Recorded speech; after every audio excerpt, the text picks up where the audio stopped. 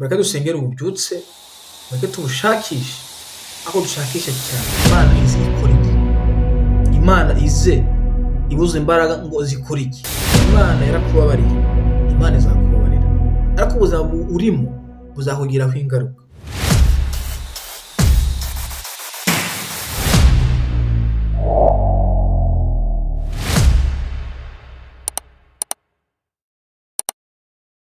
Shalom muvandimwe, Imana iguhe umugisha kuba ufunguye iyi video. Nkomeje gushimira cyane abantu bakoze subscribe, tugeze ku bantu 20 na bangahe barenga. Nukuri Imana ibamuhisha, kandi niba utari wakora subscribe reka uhakande kugira ngo nidushiraho video ujye ubimenya. Umunsi tugiye kuganira ku magambo atari maremare, magambo meza. Ni amagambo avuga ku jambo rivuga ngo kurenga ububyutse. Mu yandi magambo beyond revival. Tuza kwifashisha umugabo bita Hezekiya, turifasha n'abandi bantu, ariko cyane cyane turibanda kuri uyu mugabo bita Hezekiya, umusore w'imyaka 25 Imana yakoresheje none mu gihe cye, kandi Imana yamukoresheje ibikomeye. Tuza kuganira ibintu yakoze n'iki twamwigiraho.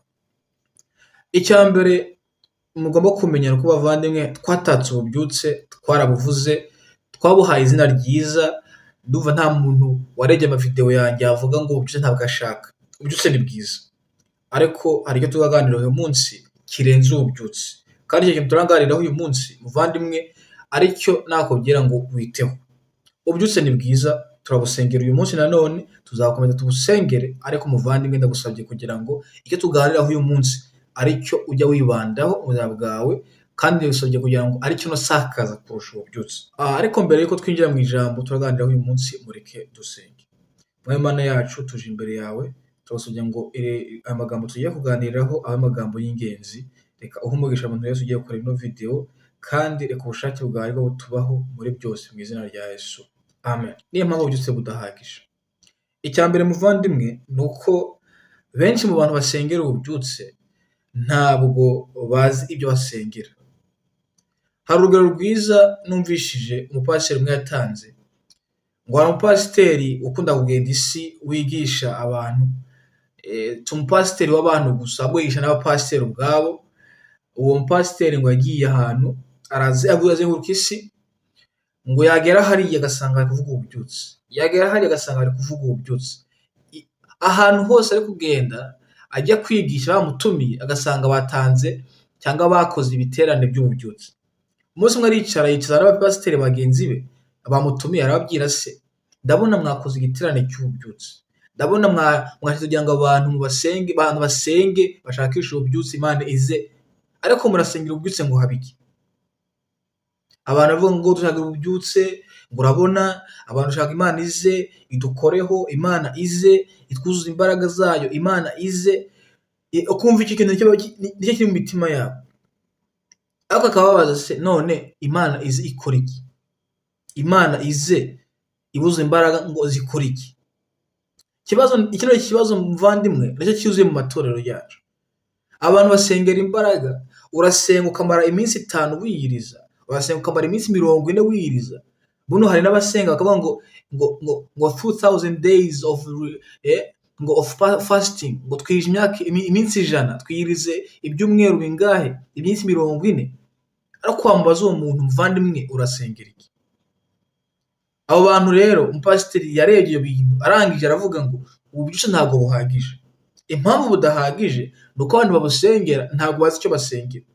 Benshi mu basengera ububyutse bavandimwe, tuvugishije ukuri, ntabwo basengera ububyutse kugira ngo haze impinduka, ahubwo basengera ububyutse kugira ngo haje emotionalism, haze amarangamutima muri bo, abemeza yuko Imana yabakozeho, abemeza yuko Imana iri hano, abemeza yuko Imana hari ikintu gitangaza kigiye kuba, ariko nta mpinduka muri bo igiye kuba. Benshi nk'abo bantu urebye muvandimwe, nawe ibintu utekereje abibona. Hari umuntu ugenda ku rusengero, hari umuntu ugenda ahantu bari gusenga, yagerayo akavayo yishimye, akavayo afite mu mutima harimo ibyishimo, avuga ngo hari ahantu hari Imana. Kabubaza se, ni iki cyagaragaje ko ahantu hari Imana? Ngo uzi abantu baguye, uzi abantu bakoze ibitangaza, uzi hari umupasiteri wakoze gutya na gutya gutya na gutya. ukumva ko uyu muntu ntavuga impinduka yabaye mu bantu, ahubwo avuga ibimenyetso byagiye biba kuri abo bantu. Uwo muntu amarangamutima yiwe yakozweho n'ibyo, amarangamutima y'uwo muntu yakozweho n'ibyo, ariko nta mpinduka yabaye. Niyo mpamvu muri Bibiliya benshi ngo bazagira ishusho yo kwera, ngo ariko ibikorwa byabo ntabwo bizagaragaza iki? Bizagaragaza Imana. Bazagira ishusho yo kwera ariko bazaba bahakana imbaraga zabo, bazaba bahakana Imana, bazaba bahakana mu bikorwa byabo ibyo bazaba bakora ntabwo bizaba bigaragaza iki? Bizagaragaza Imana. Icya kabiri muvandimwe ni uko itorero ntabwo ubwaryo ryiteguye ububyutse. Urajya abapasiteri bacu uko bigishijwe imyigishirize yabo ntabwo abantu biteguye ububyutse. Par exemple muri iki gihe abantu 100,000 bakijijwe bakaza mu itorero ryacu, ibaze nawe ese umupasiteri wigisha imyigishirize ye ukubwira ngo ngwino utange amaturo ngo niho uzakizwa, ngwino ukora ibi bintu, ngwino utange amaturo angana gutya niho uzabona visa ijya muri Amerika, ngwino ukore bino niho uzabona umwana. Par exemple umuntu ufite icyo kibazo cyo kubura umwana ukamurya amafaranga kugira ngo abone iki? Abone ibitangaza. Abo bapasiteri abantu 100,000 bakijijwe bakaza mu itorero ryacu, ese umukristo ba producinga muri uwo muntu ni umukristo umeze gute? Icya gatatu muvandimwe ni uko ububyutse ntabwo ari ubwo mu rusengero, ahubwo ububyutse ni ubwo hanze y'urusengero. Imana imfashe kugira ngo kino kintu mucyumve, nzagisubiramo igihe cyose nzanganira ku kintu kijyanye n'ububyutse. Ububyutse ntabwo ari ubwo mu rusengero, ahubwo ni ubwo hanze y'urusengero. Impamvu ni uko ntabwo ubyutse umuntu wicaye, ntabwo ubyutse umuntu uri kugenda, ntabwo ubyutse umuntu ureba, ahubwo ubyutse umuntu ugize ute? Umuntu usinziriye. Bavandimwe, ububyutse bukenewe hanze, ntibukenewe mu rusengero. Ariko ubonye mu matorero yacu, mu matorero agezweho muri iki gihe, abantu bashagara cyangwa bashaka kugira ngo bagende gusenga bari amatorero, bigisha ububyutse kuva ku wa mbere kugeza ku cyumweru, bigisha ububyutse kuva mu kwa mbere kugeza mu kwa 12. Kandi ububyutse nyabwo ni ububyutse buvuga ngo uriya muntu uri hariya hanze ntabwo azi Yesu Kristo. Dusenge ngo iki? Dusenge ngo Imana yigaragaze muri sosiyete, ubutinganyi buve mu bantu, imyigishirize mibi ive mu bantu, abantu begereye Yesu Kristo, abatamuzi bamumenye, haza imbaraga zihindura abo bantu baze mu rusengero. Ariko twebwe ko twibanda hano kugira ngo Imana ize itwuzuze imbaraga, Imana ize idukoreho, ariko Imana idukoreho ngo habe iki? Tukabura icyo tuva. None muvandimwe, ikirenze ububyutse ni iki? Ububyutse ni bwiza ariko hari iki kiburenze, kandi ikiburenze muvandimwe ni ikintu nise ngo ni reformation. Ububyutse turabusengera, ariko ububyutse nibuze ntihabe impinduka mu bantu, ntabwo azaba ari ububyutse, ahubwo azaba ari amarangamutima y'abantu bakozweho.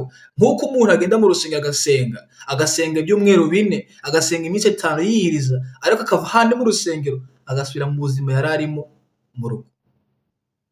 Niho tubona abapasiteri bakubita abagore babo, niho tubona abapasiteri biba, niho tubona abapasiteri b'abatekamutwe basenga Imana, bagakora amarangamutima yabo bagakorwaho, ariko nta mpinduka n'imwe yabahehe mu mitima yabo. Muvandimwe, hagomba kubaho reformation, hagomba kubaho impinduka, kandi iyo reformation ntabwo ari ikintu kizaba mu munsi umwe, kizatwara imyaka, kizatwara iminsi, kizatwara igihe kirekire, ariko nicyo tugomba kugira ute?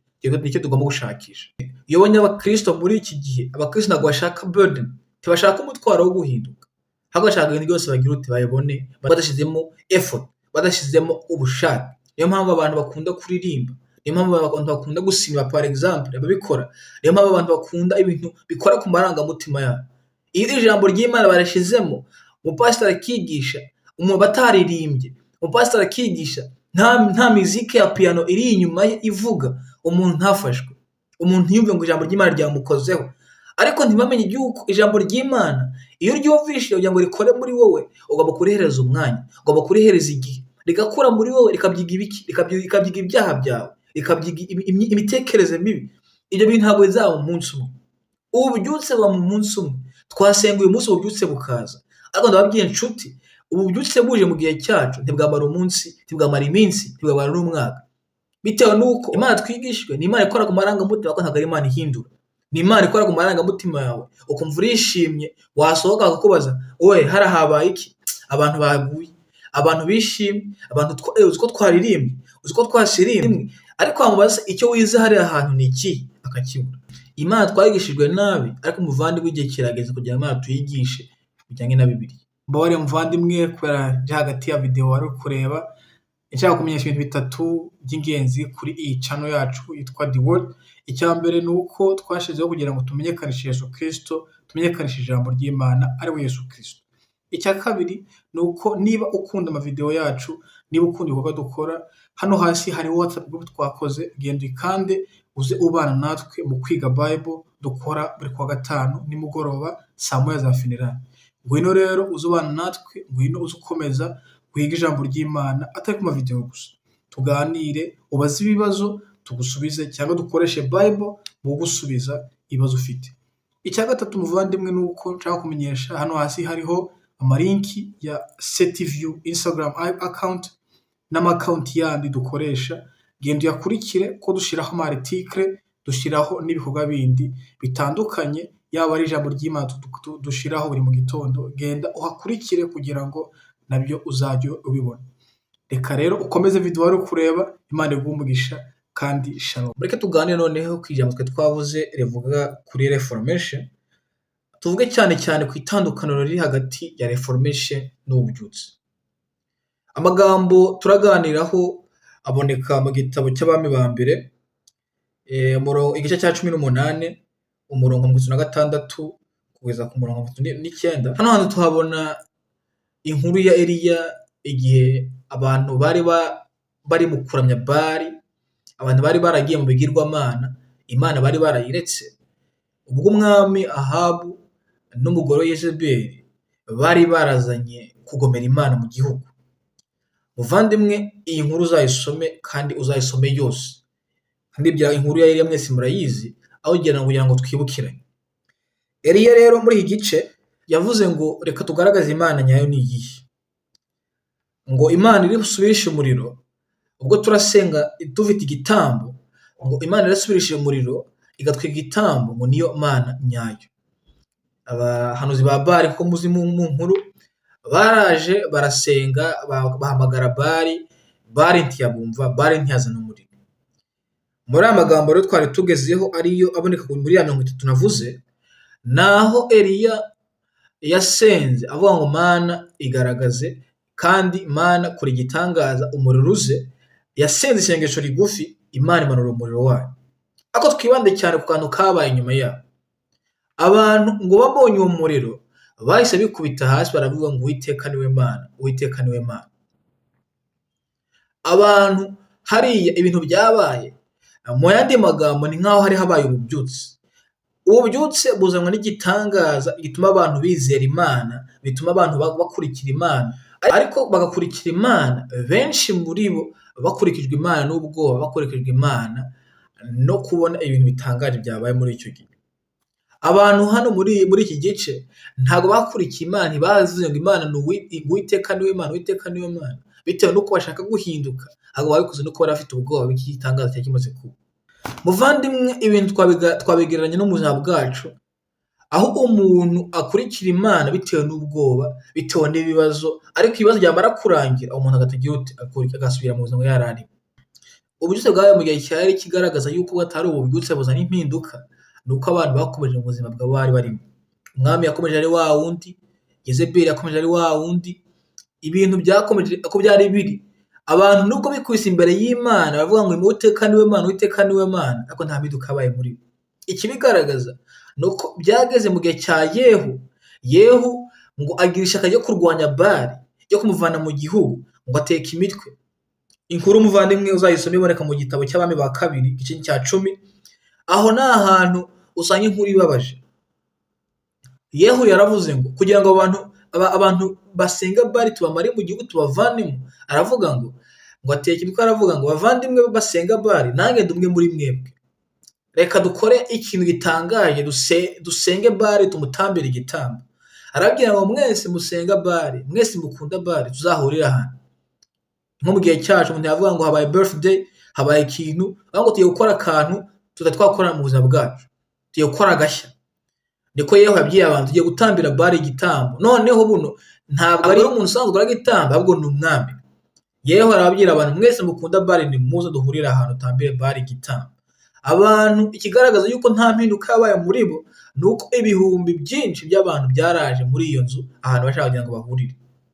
Yehu aravuga ngo bavandimwe reka murebe muri mwebwe niba nta muntu ukunda Uwiteka n'ukuri, kuko Uwiteka ndamwanga. Hagira umuntu murebe muri mwebwe niba nta muntu ukunda Uwiteka uri muri mwebwe, kugira ngo tumuvane muri twebwe. Abantu barareba babura umuntu ukunda Uwiteka muri bo. Bavandimwe bibaza mu gihe cyacu icyo kintu kibaye, hari ibyo dukora tukabikinisha, hari ibintu ujya muvandimwe ukagira ngo ni ibintu bisanzwe, ukabikora ubwa mbere bigacamo, ugakora ibintu bitari byiza bigacamo, ukagira ngo ni ibisanzwe. Ariko muvandimwe hari igihe ibintu ukora umunsi umwe bizakugira ingaruka utasubiza inyuma.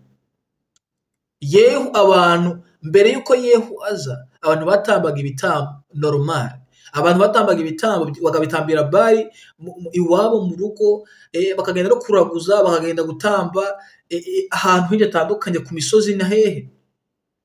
Ariko mu gihe cya Yehu ibintu bakoraga, ibintu bakoze imyaka n'imyaka, byari bigiye kubagiraho ingaruka.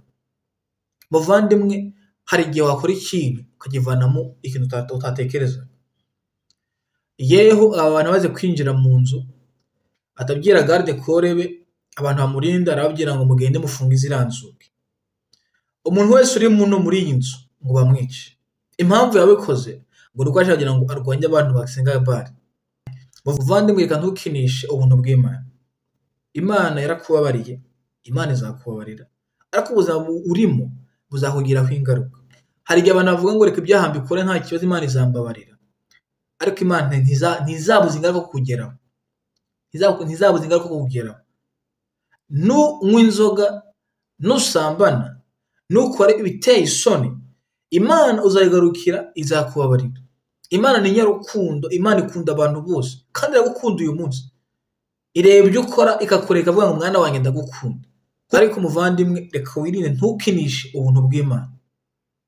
Hari igihe wasambana ukavanamo ibindi bintu, hari igihe wanywa inzoga ukavanamo ibindi bintu.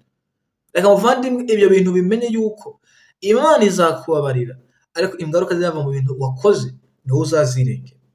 Hezekiya yakoze iki kugira ngo tumwigireho? Icya mbere Hezekiya yakoze ni uko yatunganyije urusengero rw'Imana. Urusengero rw'Imana ndaruvuga mu bintu bibiri.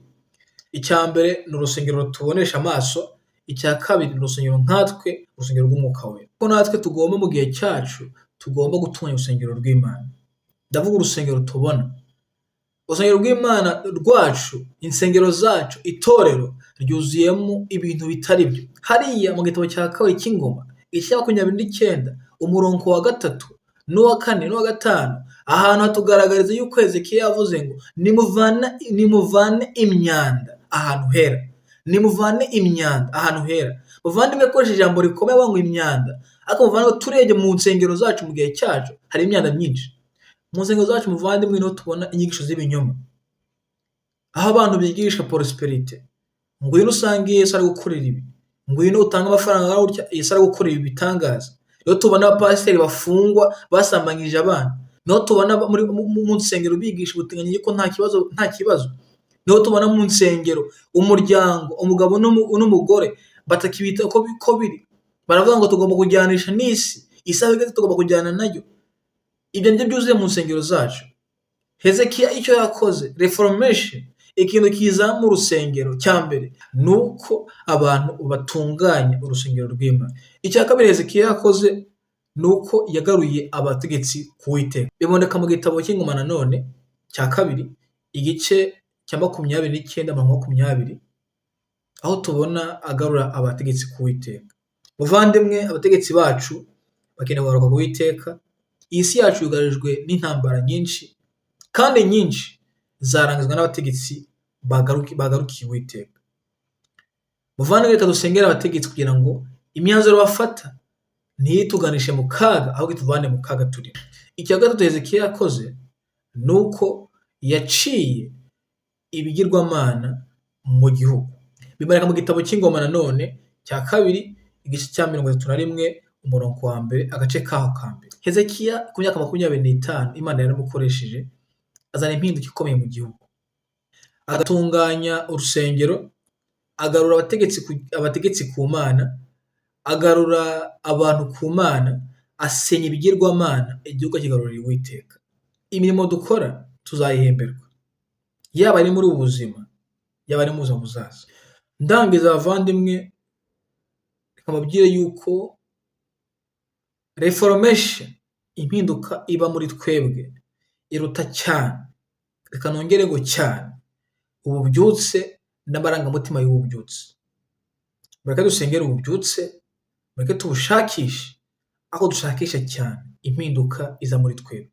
Kandi iyo mpinduka ntabwo ari event, ahubwo ni ikintu kizatwara igihe kirekire. Aho tugomba kwemera gufata uwo mutwaro, kwemera guhindurwa n'Imana, kwemera guhindurwa n'Umwuka Wera watujemo. Mureke dusenge.